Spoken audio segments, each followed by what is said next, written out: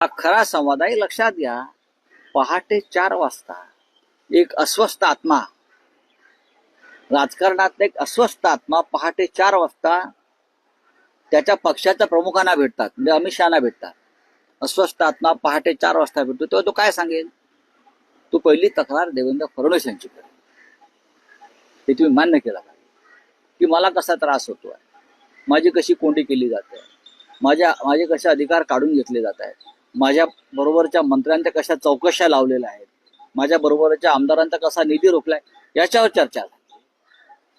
आणि ते असं म्हणतायत तिथे की तुमच्यावर विश्वास ठेवून आम्ही आलो, आता आम्ही काय करायचं, मला मुख्यमंत्री करा. नाही, त्यातलं एक विधान असं आहे की अमित शहा शिंदेना असं म्हणतायत की आप बीजेपी में मर्ज हो जाओ, आपका क्लेम सीएम पद पर तब रहेगा.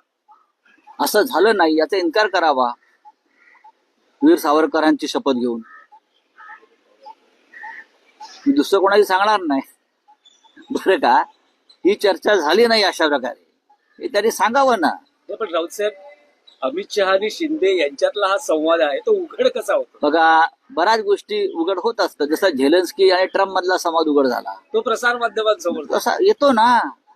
ज्या गोष्टी बाहेर आणायच्या असतात ते मोठे राजकारणी आपोआप बाहेर आणतात, नक्कीच आणतात. या देशामध्ये असं होत आहे, जगभरात असं होत असतं.